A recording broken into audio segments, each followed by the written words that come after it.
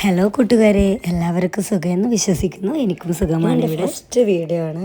ഞാൻ ആദ്യമായിട്ടാണ് ഇങ്ങനെ ഒരു വീഡിയോ ചെയ്യുന്നത്. എല്ലാവരും എന്നെ സപ്പോർട്ട് ചെയ്യണം. ഇന്ന് എൻ്റെ ചേച്ചീൻ്റെ വീട്ടിലേക്ക് പോകുന്നൊരു വീഡിയോ ആയാലോ എന്ന് ഞാൻ വിചാരിച്ചേ. ചേച്ചി നിൽക്കുന്നത് ഇടുമ്പക്കാണ്, കണ്ണവം ഇടുമ്പ.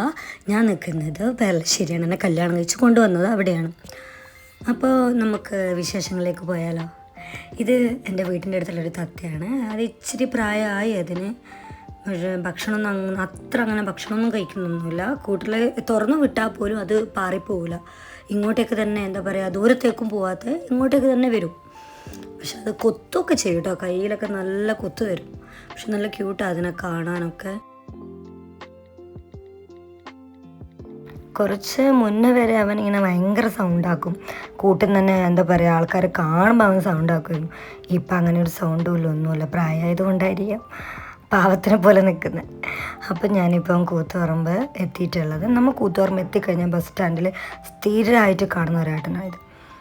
എന്ന് വെച്ചാൽ കൊതുക് പ്രാണി കാര്യങ്ങളൊക്കെ ഉണ്ടെങ്കിൽ അവർ തരുന്ന ലിക്വിഡ് ഒഴിച്ചാൽ പോകുന്ന പറയില്ല. ശരിയാണ്, ഈച്ച പ്രാണി പാറ്റ അതൊക്കെ പോകുന്ന പറയുന്നത്.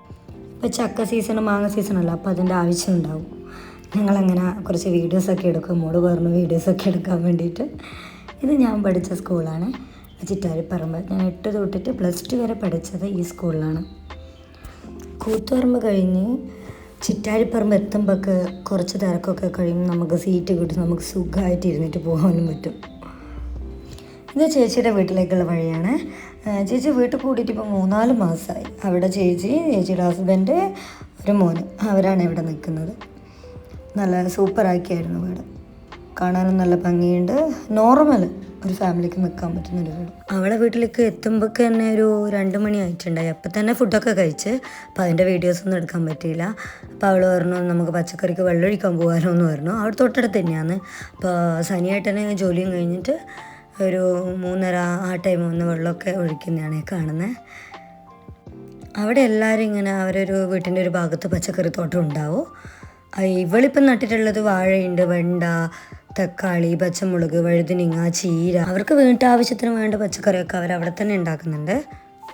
ചേച്ചി ഇപ്പം പച്ചക്കറി നട്ടിട്ട് ഇപ്പം 2 മാസമേ ആയിട്ടുള്ളൂ. പച്ചമുളകും വഴുതനയാണ് കൂടുതൽ ചേച്ചിക്ക് അവിടെ ഉണ്ടായിട്ടുള്ളത്. എൻ്റെ വീട്ടിലൊക്കെ ഞാൻ പച്ചക്കറി നട്ട സമയത്ത് അതിൻ്റെ മുളയൊന്നും വന്നിട്ടുണ്ടായില്ല, കുറേ സമയം എടുക്കും. പക്ഷേ ചേച്ചീൻ്റെ അടുത്ത് നേരെ തിരിച്ചായി.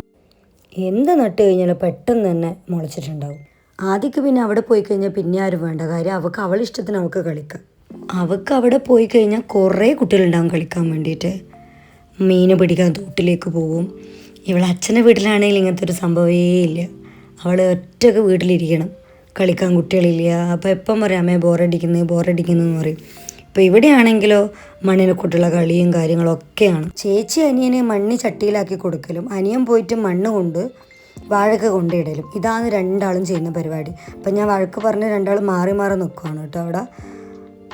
ആദ്യക്ക് പിന്നെ ചേച്ചിയുടെ വീട്ടിലാണെങ്കിൽ മൂത്തച്ഛനും മൂത്തി ഒന്നും പറയില്ല, അവൾ ഇഷ്ടം പോലെ കളിച്ചോട്ടെ എന്ന് പറയും. അപ്പം ഞാൻ വിചാരിച്ചു സാരിയിലിട്ട് വന്നതല്ലേ ഒരു റീൽസ് ഒന്ന് ചെയ്യാമെന്ന് വിചാരിച്ചിട്ടിരുന്നേ അവിടെ. ഞാനവിടെ ഇരിക്കലും അപ്പോൾ അവരെ പൂച്ച വന്ന് എൻ്റെ സാരിയിലങ്ങ് കയറിയിരുന്നു. എന്നാൽ ഞാനും കൂടിയിട്ട് ഒന്ന് എൻ്റെ ഡാൻസ് ഒന്ന് കാണട്ടെ, അങ്ങനത്തെ ഒരു ധാരണ വെച്ചിട്ടാണ് തോന്നിയിരിക്കുന്നത്.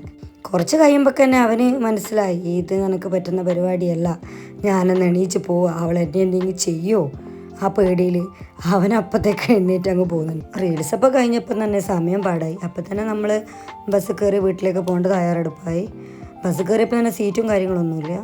ആദ്യം ഉറക്കം വന്ന് അവൾ ഡ്രൈവറിൻ്റെ സീറ്റിൻ്റെ സൈഡിൽ അവിടെ വന്ന് കിടന്നു.